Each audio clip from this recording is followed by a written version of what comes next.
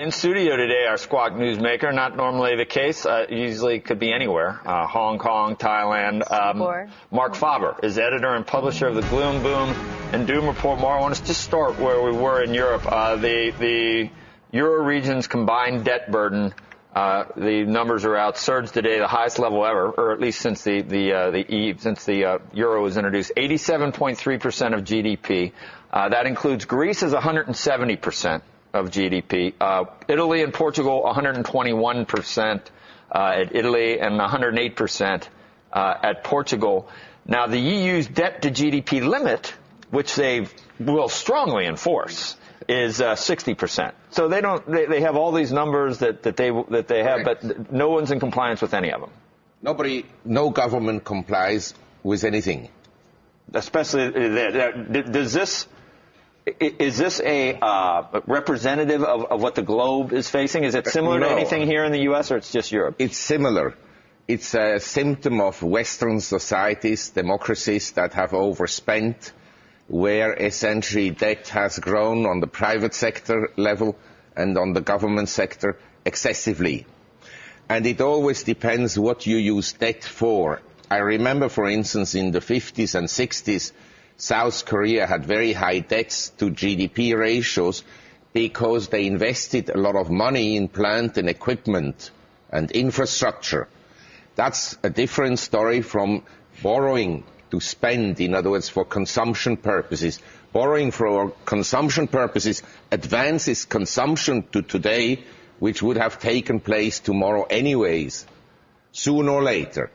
And that debt burden on the private sector level, the household debt, once it becomes excessive, it cannot grow anymore. Nobody lends you money.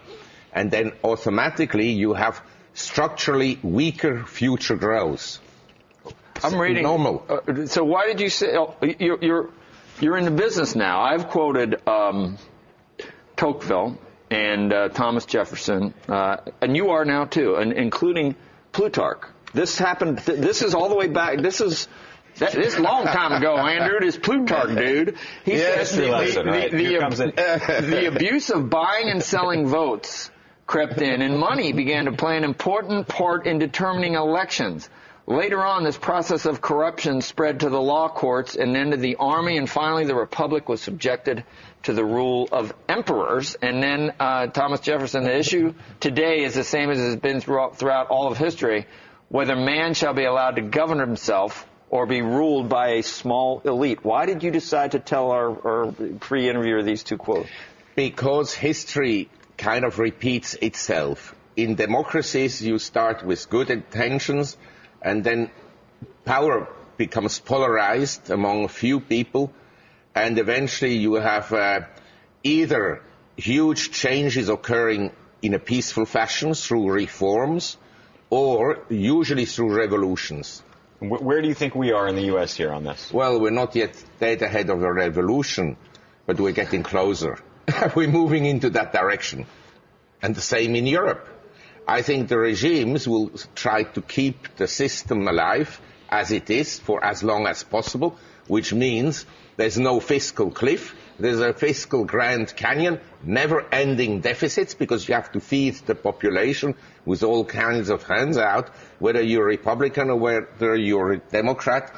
And so the debt burden will continue to go up, and one day the system breaks. So is that 5, 10, 15, 50 years? Well, you're going to be dead by the time. I just want to know what we're talking about. Young man. I think the time frame would be within 5 to 10 years you have a colossal mess. Here or in Europe, or both? Everywhere in the Western world.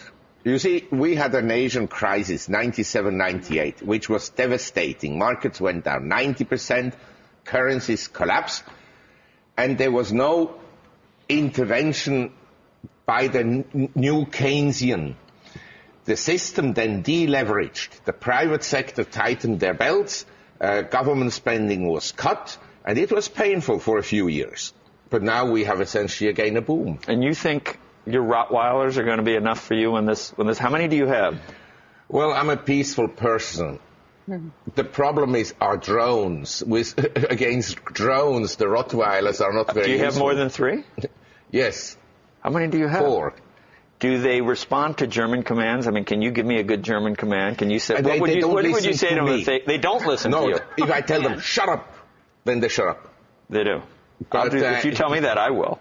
No, I'm not saying all right, let's go. You, but I'm telling you, my Rottweilers are not You're fine. dogs. You're in your little Upper West. Everything's gonna be fine. Don't you worry. Even though you walk outside and someone pushes you on the subway rail, but you're gonna be fine. Mark, is there a plan though? Like if you're talking 5 to 10 years, this is some serious. I mean, let's put it this way. If you looked at a Simpson Bowles type plan, is that enough, or is there anything that can actually turn this around? I think the deficit here, irrespective who is in the White House next year, will stay above $1 trillion per annum for at least as far as the eye can see.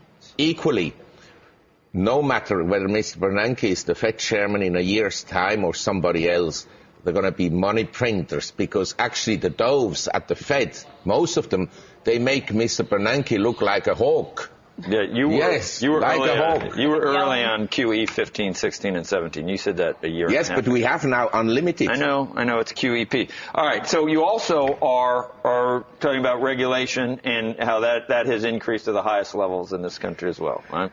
Look, I was recently at the presentation and somebody told me natural gas is a game changer.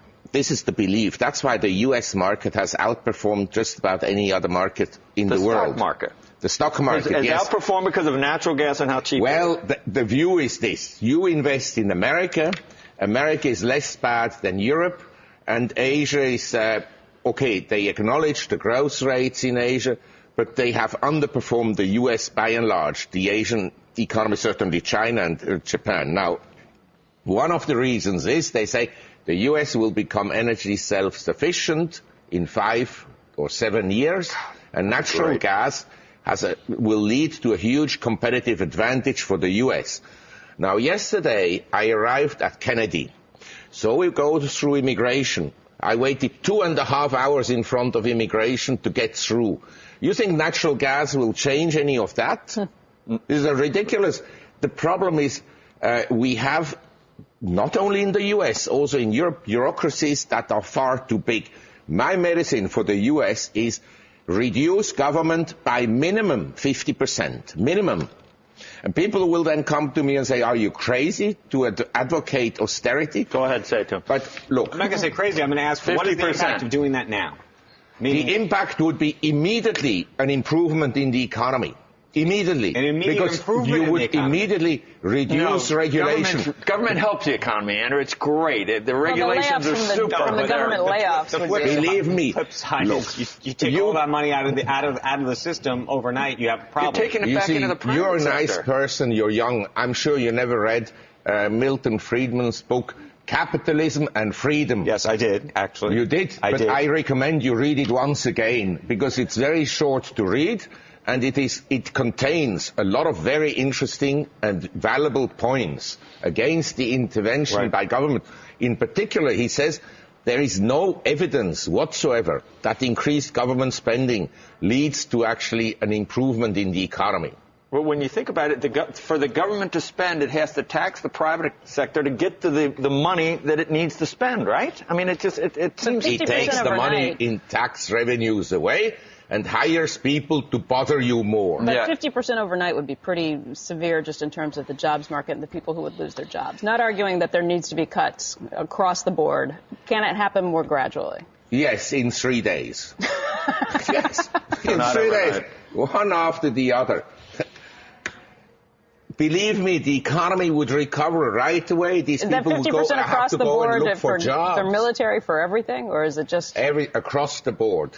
We're at. I mean, there was a time not so long ago. I guess at the turn of the 20th century, in the we were at 8% of GDP. 8% government spending. That's the point. I know. That's the point. Now and the economy, 1870 to 1920. Had very strong growth rates on a real per capita income. And you were gain. Right. We have $1 trillion deficit for 4 years in a row now. We had a period of deflation, but the standards of living increased dramatically. But look, we're here to talk about investments. I mean, the economy is one thing, the government is another story. What we're interested in is, are markets going to go up or down?